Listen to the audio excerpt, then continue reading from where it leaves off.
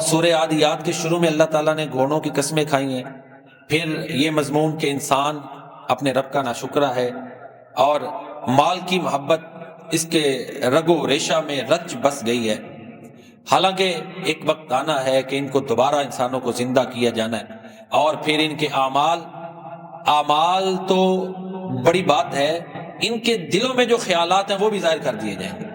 اللہ اکبر۔ تو یہ سورۃ العادیات کا کہہ لیں خلاصہ ہے جو میں نے آپ کے سامنے رکھا۔ اب اس کا ترجمہ سنیں۔ اللہ تعالیٰ فرماتے ہیں قسم ہے ہانپ کر بھاگنے والے گھوڑوں کی، پھر سم مار کر چنگاریاں اڑانے والوں کی، پھر صبح کے وقت حملہ آور ہونے والوں کی، پھر اسی وقت غبار اڑانے والوں اور اس غبار کے ساتھ دشمنوں کے جتھوں میں گروہوں میں گھس جانے والوں کی۔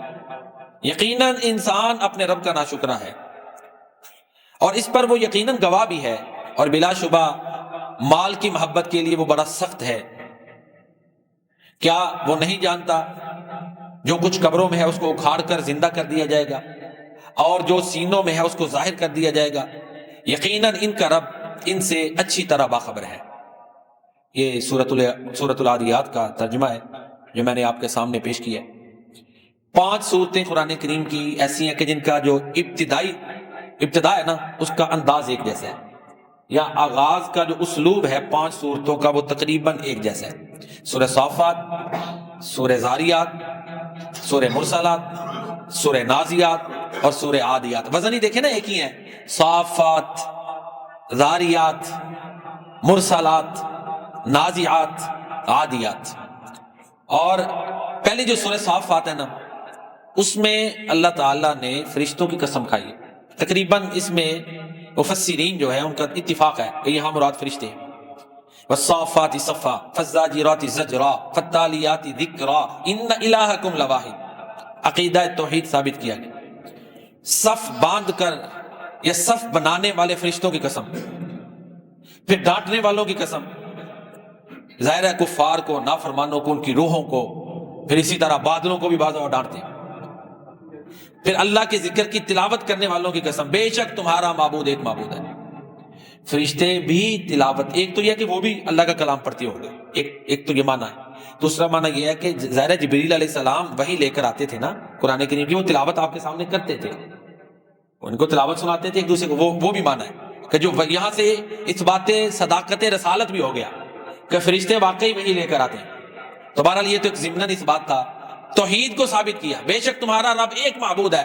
یہ فرشتوں کی تخلیق، ان کا نظام، یہ کائنات کا نظام اللہ کا فرشتوں کے ذریعے سے چلانا، یہ اس بات کی دلیل ہے کہ تمہارا رب، تمہارا معبود صرف ایک ہے۔ کچھ ایسی چیزیں ہیں جو ہماری عقل سے ماورا ہے لیکن ان کو بطور دلیل بنائیں گے۔ سورہ زاریات میں ہواؤں کی قسم اللہ نے کہا، وہ بھی تقریباً کنسنسس اتحاد ہے کہ ہوائیں ہیں۔ والذاریات ذروا، ان ہواؤں کی قسم جو غبار کو اڑاتی ہیں، بکھیر دیتی ہیں۔ فالحاملات وقرا، وہ ہوائیں جو بوجھ اٹھاتی ہیں، یہ جب سمندروں سے پانی اٹھاتی ہیں نا ہوائیں، پھر آگے اس کو جو ہے نا وہ ڈسپرس کرتی ہیں، منتشر، یہ بڑا وزن ہے۔ یہ انسان تو اتنا نظام کیسے بنا سکتا ہے؟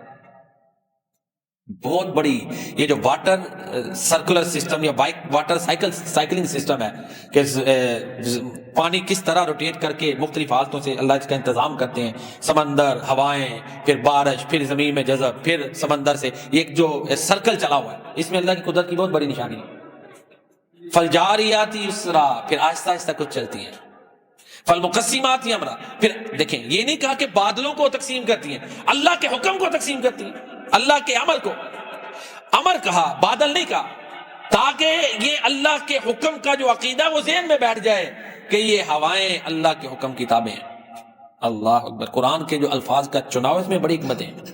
تو اقبال نے بھی اس چیز کو اپنی، وہ مقصد اس کی نظم پڑھتا ہوں، ایک نظم میں بیان کیا نا، الارض للہ، زمین اللہ کی ہے، اس کا عنوان یہ ہے، پالتا ہے بیج کو مٹی کی تاریکی میں کون دریاؤں کی موجوں سے اٹھاتا ہے سحاب، سحاب کہتے ہیں بادل، کون دریاؤں کی موجوں سے اٹھاتا ہے سحاب، کون لایا کھینچ کر پچھم مغرب، پچھم سے بادے سازگار، خاک یہ کس کی ہے، کس کا ہے نور آفتاب، کس نے بھر دی موتیوں سے خوشائے گندم کی جیب، موسموں کو کس نے سکھلائی ہے خوئے انقلاب، یہ موسموں میں تبدیلیاں اللہ نے پیدا کی ہیں۔ تو سورہ زاریات میں اللہ فرماتے ہیں کہ وہ اللہ کے حکم کو تقسیم کرتی ہیں. ایک اور بات ہے، بانٹتی ہیں. یہ جو پودوں کی تخلیق کا سسٹم ہے نا، یہ ہوائیں جس کو پولن کہتے ہیں، وہ پتہ ہے نا، ایک پودے سے دوسرے تیسرے بیجوں کا سسٹم ہے، وہ سارا سسٹم ہواؤں سے جڑا ہوا ہے.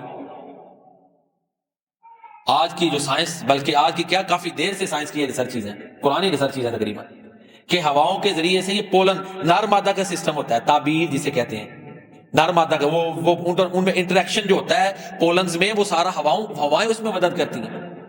تو فل مقسمات امرا، ایک تو بادلوں کو تقسیم، ایک یہ پولنز کی مختلف جو ہے نا پلانٹس کے اوپر ان کی ڈویژن، ان کو اٹھا کے لے جانا، پھر آگے ان کے تناسل کا سسٹم کہ آگے وہ پیدا ہوتا ہے، یہ سارا اس میں بنیادی کردار ہواؤں کا ہے. تو یہ سورہ زاریات میں اللہ نے قسمیں اٹھا کے عقیدہ آخرت کو ثابت کی ہے. انما توعدون لواقع وان الدین لواقع، قیامت کا دن آ کے رہے گا. اسی طرح سورہ مرسلات میں بھی عقیدہ آخرت ہے مختصر، اور سورہ نازیات میں بھی عقیدہ آخرت کا اثبات ہے. ہماری جو آج کی کہہ لیں کہ خطبہ جمعہ کا جو موضوع ہے وہ سورۃ العادیات ہے. اللہ نے گھوڑوں کی قسمیں کھائیں، اور صرف گھوڑوں کی نہیں، جب وہ میدان جنگ میں ہوتے ہیں اور ہانپ کر بھاگتے ہیں اور تیز بھاگتے ہیں. آپ کو پتہ ہے بعض دفعہ گھوڑے بھاگتے ہوئے ایکسپائر بھی ہوتے ہیں، اتنی تیز بھاگتے ہیں کہ ان کی چنگاریاں نکلتی ہیں. آگے وہ نہیں دیکھ رہے کہ تیر ان پہ بھی لگ رہے ہیں، تلواریں ان پہ بھی لگ رہی ہیں. دنیا کا جو ان کا آقا ہے، جو ان کو کھانا کھلاتا ہے، جو صرف ان کے معاش کے انتظام کرتا ہے، یا کبھی مالچ وغیرہ جس نے ان کو رہائش دی ہے، اس کے کہنے پہ گھوڑے اپنا سب کچھ قربان کرتے ہیں. تو اس مثال سے یہ بات آج کے انسان کو اتنی سمجھ نہیں آنی جتنی عربوں کو آنی تھی، کہ جن کا اس وقت کا سب سے بڑا جو کہہ لیں سورس تھا، لڑائیوں کا ذریعہ تھا، سفر کا ذریعہ تھا، وہ گھوڑے تھے. جتنی بات عربوں کو سمجھ آئی، جو گھوڑوں سے بڑی محبت کرتے تھے، ہمیں نہیں آنی. آج تو ہم یہ سواریوں پہ سفر کرتے ہیں، ہوائی جہاز ہیں، یہ دوسری سواریاں ہیں. ان کی تو سب سے بہترین سواری گھوڑا تھی، بہترین ہتھیار گھوڑا تھا، ان کے ذریعے وہ لڑتے تھے. تو اللہ نے ان کی طرف توجہ دلا کے یہ آر دلائی ہے، احساس دلایا ہے کہ یہ دیکھو، یہ میری پیدا کی ہوئی چیزیں، سارے اناج، ہر چیز اللہ نے پیدا کی، صرف تم ان کو دیتے ہو تو تمہارے لیے جان قربان کر دیتے ہیں. اور لیکن تم ہو کہ نعمتیں کھا کے جان قربان کرنا تو دور کی بات، اللہ کا شکر بھی ادا نہیں کرتے. یہ اس کا مفہوم ہے. ان الانسان لربہ لکنود، بے شک انسان اپنے رب کا بڑا ناشکر ہے. یہ گھوڑوں کی قسم کھائی. سمجھانے کا انداز دیکھیں نا، قرآن کلام معجز ہے کہ ہم جانور سے بھی گئے ہیں وفا میں، یہی ہے نا، وفا ہے نا اس کی. تو اللہ فرماتے ہیں یہ گھوڑوں کی قسمیں کھا کے کہتے ہیں ان الانسان لربہ لکنود، بے شک انسان اپنے رب کا بڑا ناشکر ہے. کنود کہتے ہیں اس زمین کو جو بنجر ہو. اور آپ کو پتا ہے بنجر زمین میں آپ کھادیں ڈالیں، اس کو پانی دیں، اس پہ جتنی مرضی آپ سٹرگل کریں، وہ فروٹفل نہیں ہوتی، اس سے کچھ حاصل نہیں ہوتا. ایسے ہی ناشکرا انسان. ناشکرا دیکھیں نا، اللہ کی نعمتیں کھائی ہیں، سب کچھ اللہ کا استعمال کیا ہے، پھر بھی شکر ادا نہیں کر رہا. تو ایسے ہی نا جیسے بنجر زمین ہے، کتنی محنتیں کی ہیں، کچھ نہیں دے رہی. تو جو رب کا شکر گزار نہیں، وہ بندے کے ساتھ معاملات میں کیا صحیح معاملہ کرے گا؟ نہیں کر سکتا. ان الانسان لربہ لکنود، جو انسان اپنے رب کا ناشکرا ہے وہ بنجر زمین کی طرح بے فائد ہے.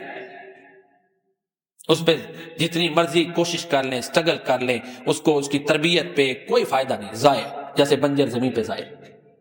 یہ یعنی لغوی معنی میں ایک اشارہ ملتا ہے. بے شک انسان اپنے رب کا ناشکرا ہے.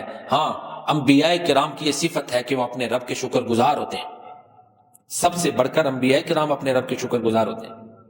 اس کے باوجود اللہ تعالیٰ نے سورہ سبا میں حضرت داؤد اور سلیمان علیہ السلام، ان پر جو اللہ نے نعمتیں کی ان کا ذکر کیا، پھر حکم دیا اعملوا آل داؤد شکرا، اے آل داؤد شکر کیا کرو. اللہ، آل داؤد میں تو سلیمان علیہ السلام